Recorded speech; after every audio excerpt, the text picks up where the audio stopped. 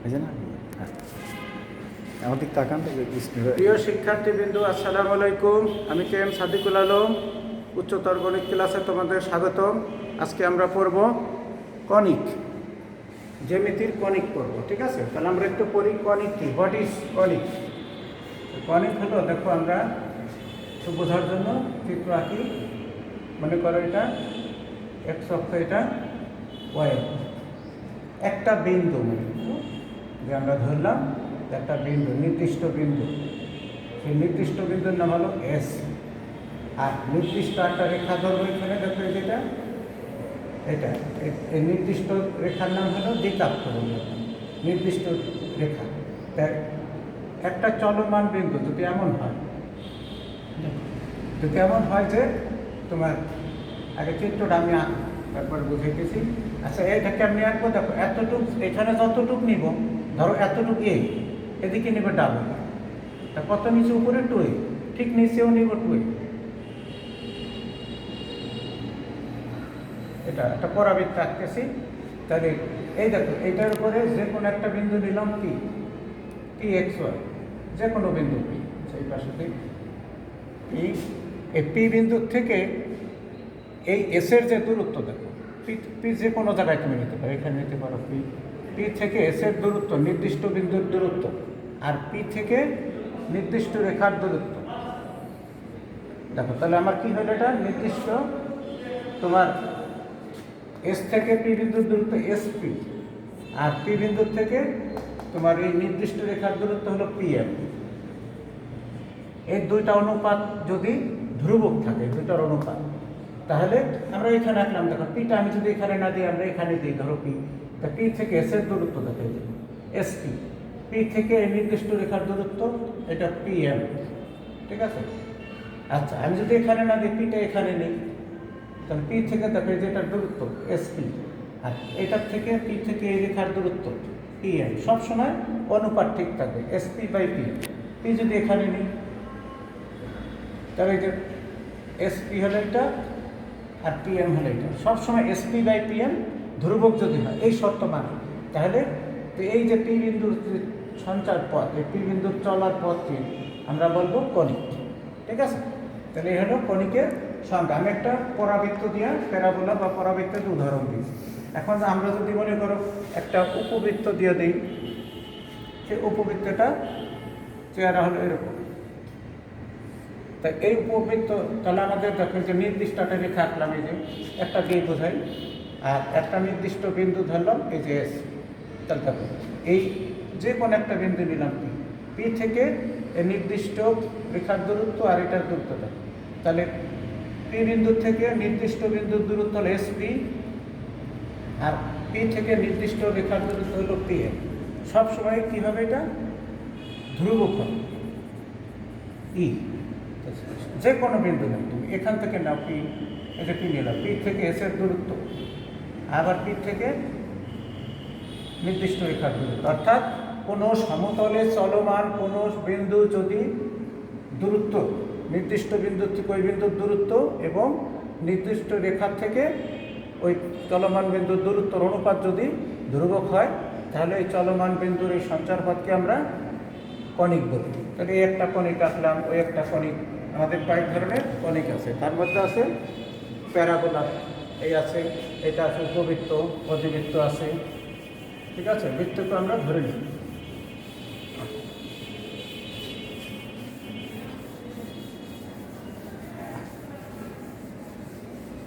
এবার দেখো আমরা একটু করি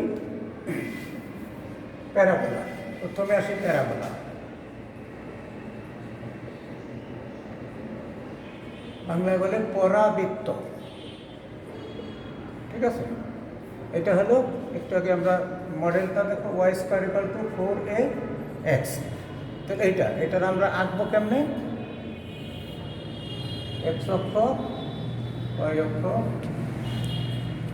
আচ্ছা, তাহলে ওয়াই স্কোয়ার 4ax, এতটুকু হলো এ, এই যে 4ax, এই এটার এতটুকু এ, এখানে এ হলে উপরে ডাবল নিব,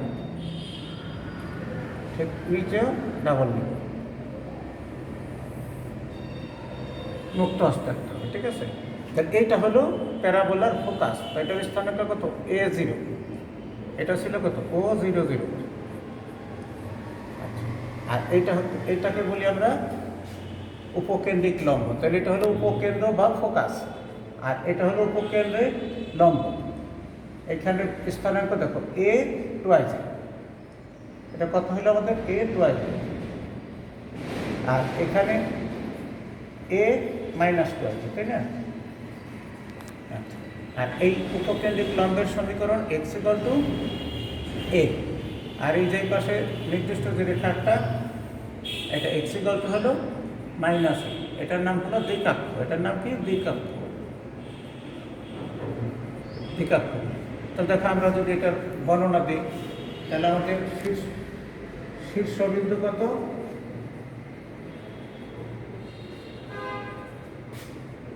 স্থানাঙ্ক তোমার হলো কত O00। উপকেন্দ্র S A0, ঠিক আছে? উপকেন্দ্রিক লম্বের দৈর্ঘ্য, ওই দেখো এইটু LSL', তাহলে কত LSL', এটার দৈর্ঘ্য হলো কত 4a। উপকেন্দ্রিক লম্বের সমীকরণ সেটা হলো x = এই দেখো এই রেখাটা সমীকরণ x = a।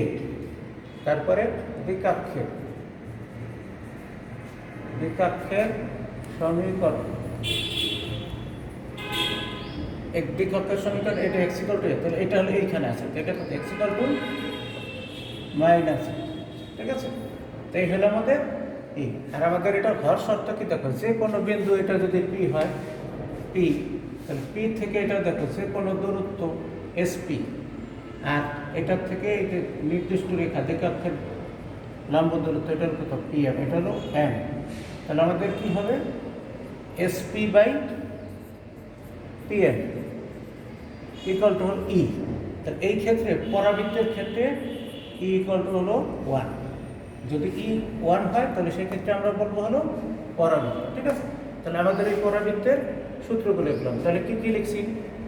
শীর্ষবিন্দু 0 0, ফোকাস বা উপকেন্দ্র A0, উপকেন্দ্রিক লম্বের দৈর্ঘ্য 4a, উপকেন্দ্রিক লম্বের সমীকরণ x = a, তারপর উপকেন্দ্রিক লম্বের প্রান্তবিন্দুর দৈর্ঘ্য স্থানাঙ্ক A2i, A-2i, আর দ্বিকাক্ষের সমীকরণ x = -a। আর আমরা পরাবৃত্তের উৎকেন্দ্রিকতা E যদি 1 হয় তখন বলছি আমরা কত পরাবৃত্ত হবে, সেক্ষেত্রে SP = PM হয়ে যায়। দেখো আমরা যদি একটা অঙ্ক করি, খেয়াল করো, y² = 8x, তাহলে এটাকে যদি আমরা এটার মতো করে সাজাই 4 × 2 × x, তাই না? তাহলে এখানে কত, এটার সাথে তুলনা করলে তাহলে a = কত 2।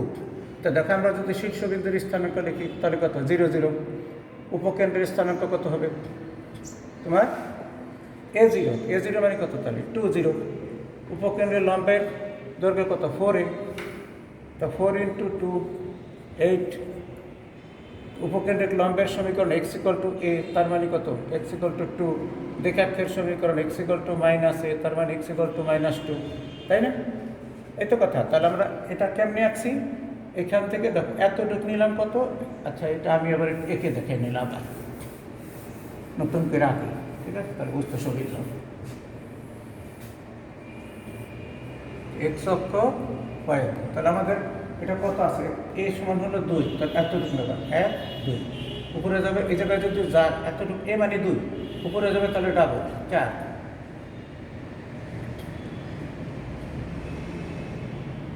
তাহলে আমরা এরকম করে মুক্ত হস্তে আঁকবো, ঠিক আছে? আচ্ছা, এই যে চিত্রটা আঁকলাম, এটার এসের স্থানাঙ্ক কত হলো 2 0, আর এটা কত হয়েছে 2 4, এটা হবে হলো 2 -4, তাই এটার সমীকরণ কত x = 2, আর এটা হলো দ্বিকাক্ষ, তাই না? এটা হলো x = -2। আচ্ছা, আর এটা শীর্ষবিন্দু তো 0 0। তাহলে দেখো এইটার আমরা চিত্রটা আঁকলাম, ঠিক আছে? তাহলে হলো পরাবৃত্তের ক্ষেত্রে আমরা বিভিন্ন তার জিনিস বের করব। তো এইগুলো আমরা এটার থেকে করলাম। তো এরকম অঙ্ক অনেক আছে তোমাদের। তাহলে আমরা এরপর যদি আমরা একটা অঙ্ক দেখি, দেখো এরপর আমরা একটু অধিক উপবৃত্ত বুঝি। তো বেসিক জিনিস দেখাই না।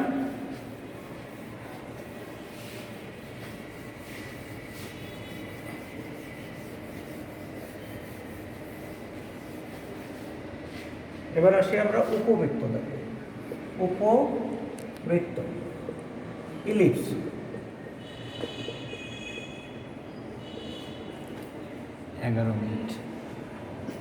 উপবৃত্ত ইলিপস। এটা হলো এরকম দেখো, x square by a square y square by b square equal to 1। ঠিক আছে, তাহলে সেই ক্ষেত্রে আমরা তোমার আমরা একটু পরাবৃত্তের আরও কিছু চিত্র আঁকি। ঠিক আছে, এটা পরের ক্লাসে করাবো না, আমরা পরাবৃত্তের আরও আছে ওইগুলো শিখাই দিই, এক একদিন এক একটা করি, নাহলে তোমরা আবার বুঝতে অসুবিধা হবে। দেখো আর একটা পরাবৃত্তই দেখো, Y square equal two -4x, এরকম যদি থাকে তাহলে চিত্রটা কেমন হবে? দেখো এদিকে মাইনাস আছে, তাহলে এদিকে চলে আসবে, এতটুকু এ হইলে মাইনাসে ডাবল যাবে।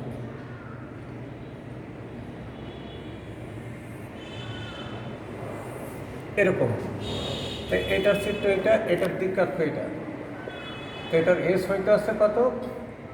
-0। আর এটার শীর্ষবিন্দু ঠিক আছে, এটার দিকাক্ষ x ইকুয়াল টু a, আর এটার উপকেন্দ্রিক লম্ব x ইকুয়াল টু -a। ওইটার আগেরটার উল্টা হয়ে গেছে। ধরো যদি আমরা এখন এটার একটা চিত্র আঁকি, এটা মনে করো y square equal two -16x, এটা কেমন হবে? y square equal two -4 into x। তাহলে এটা চিত্র আঁকলে কত আছে? 4। তাহলে কোন দিক হবে? আমাদের এদিক, তাই না? 1 2 3 4, তাহলে 4 পেলে উপরে যাবে 8, ডাবল যাবে, এতটুকু এদিকে যাবে ডাবল।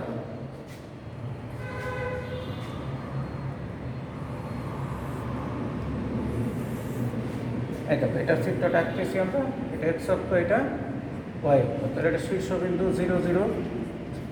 এই ফোকাসের স্থানাঙ্ক কত হলো? -4 -a0, তাই না? তাহলে -4 0, আর এটা হইতেছে কত? -4 8, আর এটা হইতেছে এল ড্যাশ হলো -4 -8। আর এটা দিকাক্ষ, দিকাক্ষ হইতেছে x ইকুয়াল টু কত? 4, আর উপকেন্দ্রিক লম্ব হইতেছে x ইকুয়াল টু -4। তাহলে দেখো এই যে এটার চিত্রটা আমরা আঁকলাম। তা তোমরা যে কোনোটা এরকম চিত্র আঁকতে পারবা, ঠিক আছে? তারপরে আসি আমরা, যদি এরকম হয় x square equal two 4ay, x square, ওইগুলো ছিল কত? y স্কোয়ার, তাহলে এগুলো হবে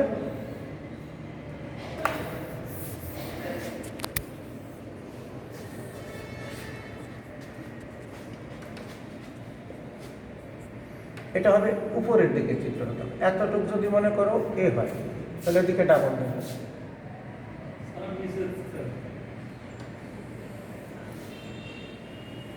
এই এটা হলো তার ফোকাস, তাহলে এখানে হবে 0 a, এটা হলো উপকেন্দ্রিক লম্ব, তাহলে উপকেন্দ্রিক লম্বের সমীকরণ y সমান সমান a। এটা হলো তার দিকাক্ষ, এটা দিকাক্ষ, দিকাক্ষ এটা হলো y সমান -a, শীর্ষবিন্দু ও 0 0ই আছে, ঠিক আছে? তাহলে এটার চিত্র এটা আমরা। আর যদি এরকম হয় x square equal two -4ay, তাহলে চিত্রটা হবে নিচের দিকে হবে, এতটুকু এ, এর দিক কতটুকু যাবে? ডাবল যাবে।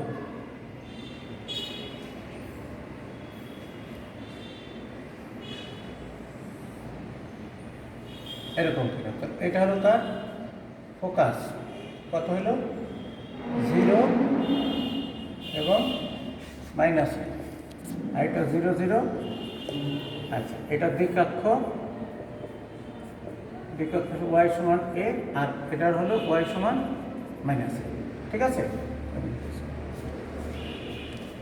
ঠিক আছে, তাহলে এই যে এরকম চিত্রগুলো আঁকলাম, এগুলো নিয়ে তোমরা কিছু অঙ্ক করবা। এরপর দেখা হবে পরবর্তী ক্লাসে। ভালো থাকো, আল্লাহ হাফেজ।